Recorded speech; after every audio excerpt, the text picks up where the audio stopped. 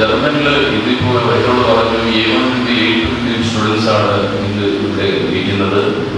നിങ്ങൾ തുടങ്ങിയതേ ഉള്ളൂ. മറിയ സംസാരിച്ചത് A1 ലെവൽ അല്ല. That's Margaret. Yeah, sorry.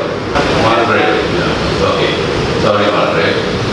So, your pronunciation was very good, and that shows your interest to learn further. You have just opened the language door, you know, and I'm sure that this will inspire. മറ്റു കുട്ടികളെ inspire ചെയ്തിട്ട് നിങ്ങൾ B2-ൽ എത്തുമ്പോൾ യോഗ്യതയെക്കുറിച്ച് ഒത്തിരി accusations ഉണ്ട്, പരാതികൾ വരാറുണ്ട്. യോഗ്യതയിൽ പരീക്ഷ എഴുതുന്നവർ ജയിക്കില്ല, നമുക്ക് ട്രിവാൻഡ്രത്ത് എഴുതണ്ട, കൊച്ചിയിൽ എഴുതണ്ട, ബോംബെയിലോ ഡൽഹിയിലോ എവിടെയെങ്കിലും പോയിട്ട് എഴുതാം. പഞ്ചാബിൽ വരെ പോയി കുട്ടികൾ പരീക്ഷ എഴുതുന്നുണ്ട്. See, what do we get by giving you knowledge? We were taught, നമ്മളെ പലരും പഠിപ്പിച്ചിട്ടാണ് നമ്മൾ ഈ ജർമ്മൻ ഭാഷ പഠിച്ചത്.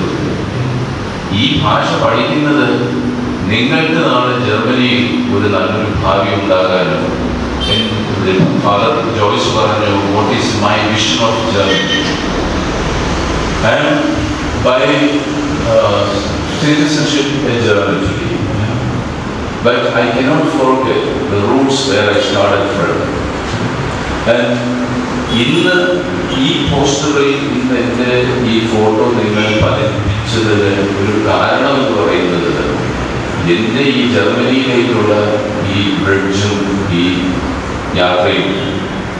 അങ്ങനെയുള്ള ഒരു രാജ്യം എന്നെ ഇത്രയും നല്ലൊരു അർഹതയോടുകൂടി ഒരു പൊസിഷനിൽ എത്തിക്കണമെങ്കിൽ ആ രാജ്യത്തോടും എനിക്ക് കുറേ കടപ്പാടുണ്ട്.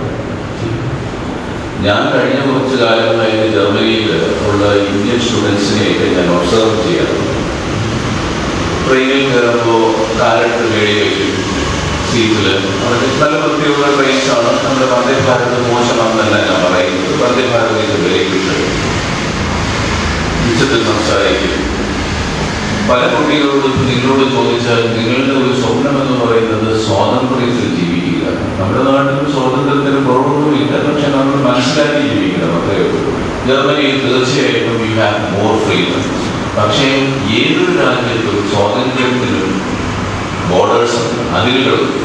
നമ്മൾ ആദ്യം മനസ്സിലാക്കേണ്ടത് ആ അതിരുകളാണ്. അത് മനസ്സിലാക്കിയാൽ മാത്രമേ നമുക്ക് ആ രാജ്യത്ത് നല്ല അംബാസിഡേഴ്സ് ഓഫ് നിങ്ങളുടെ നാടായിട്ട് മാറാൻ പറ്റത്തുള്ളൂ. ഇപ്പോൾ ഹോസ്പിറ്റലിൽ നിന്ന് ഒത്തിരി കുട്ടികൾ ജർമ്മനിയിലേക്ക് പോകുന്നുണ്ട്. നഴ്സിംഗ് പഠിച്ചിട്ട് ഒത്തിരി കുട്ടികൾ പോകുന്നുണ്ട്. അതുപോലെ തന്നെ മറ്റു ട്രേഡ്സും.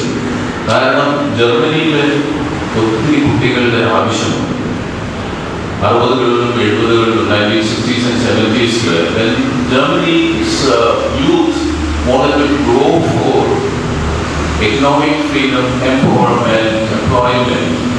This has actually destroyed the demography of Germany. അവരുടെ രാജ്യത്തിൻ്റെ പോപ്പുലേഷനെയാണ് അത് തകിടം മറിച്ചത്.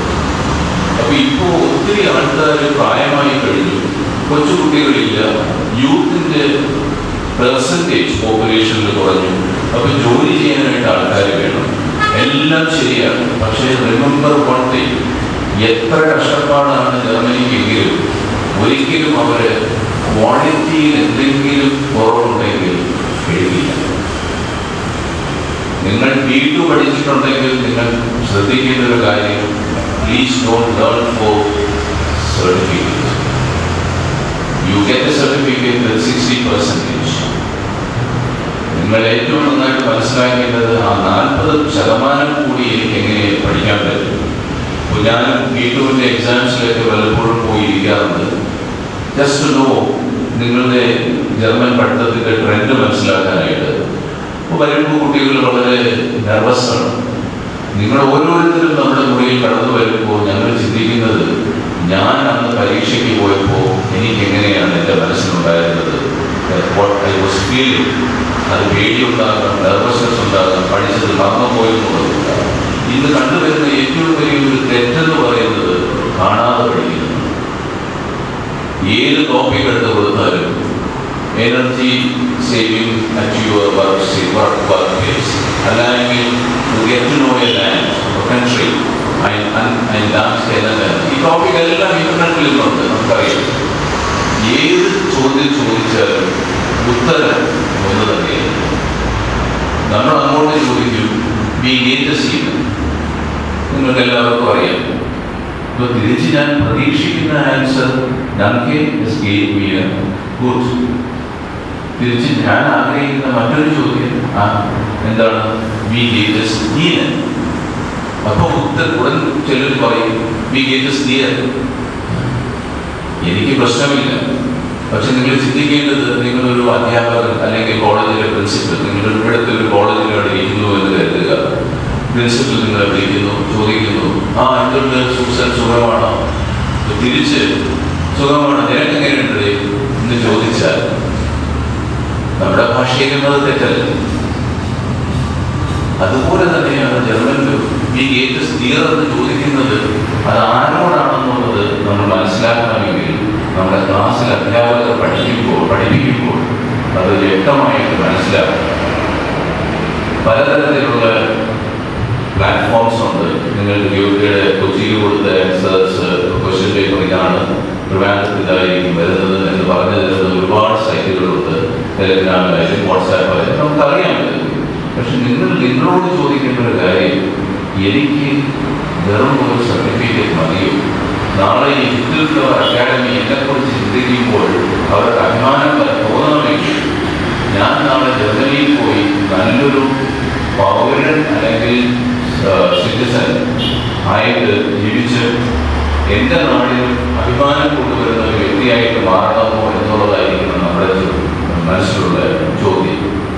ജർമ്മൻ കമ്പനീസിലും ഹെൽത്ത് കെയർ സെക്ടറായാലും മറ്റ് പല മേഖലകളിലും ഒത്തിരി ആൾക്കാരുടെ ആവശ്യമുണ്ട്. ഞാൻ മുമ്പ് പറഞ്ഞതുപോലെ ഒരിക്കലും ക്വാളിറ്റിയിൽ അവർ എന്തെങ്കിലും കോംപ്രമൈസ് ചെയ്ത് നമ്മളെ ആരെയും ഇമ്പ്രൂവ് ചെയ്യില്ല. B2 പഠിച്ചിട്ടുണ്ടെങ്കിൽ they will expect you to speak B2 quality. അതിന് വേണ്ടത് എന്താണ്? 100% നോളജ് ഓഫ് B2 ലെവൽ. അത് കഴിഞ്ഞ് നിങ്ങൾ C1 പഠിക്കാനായിട്ട് ശ്രമിക്കണം. കാരണം ഒരിക്കൽ അവിടെ എത്തിക്കഴിഞ്ഞാൽ എൻ്റെ ജർമ്മൻ പഠിത്തം മതി എന്നുള്ളൊരു ചിന്തയായിട്ടിരിക്കരുത്. ഇപ്പോൾ അവിടെ എത്തുന്ന മലയാളികൾ കുട്ടികളുടെ എണ്ണം കൂടി വരുന്നുണ്ട്. അപ്പോൾ ഇന്ന് വൈകിട്ട് സമയമുണ്ടെങ്കിൽ മലയാളി കുട്ടികളെ മാത്രമേ ഞാൻ കാണൂ എന്നൊന്നും വിചാരിക്കരുത്. നിങ്ങൾ അവിടെ പോയിട്ട് നല്ല നല്ല റിലേഷൻഷിപ്സ് ഉണ്ടാക്കുക, ജർമ്മൻ നല്ല രീതിയിൽ പഠിക്കുക. ഒരു തരത്തിലുള്ള തെറ്റായ പഠന രീതികളിലോട്ട് പോകാതെ ഇവിടെയുള്ള അധ്യാപകർ പറയുന്നത് നല്ലവണ്ണം ശ്രദ്ധിച്ചു കേട്ട് ഇനിയുള്ള ദിവസങ്ങളിൽ ജർമ്മൻ മാത്രം കൂടുതൽ പ്രാധാന്യം കൊടുത്തുകൊണ്ട് പഠിച്ച് സർട്ടിഫിക്കറ്റിനും അതിന് മേലെ നിങ്ങൾ പോയിട്ട് എത്തണം. So on my good wishes to U.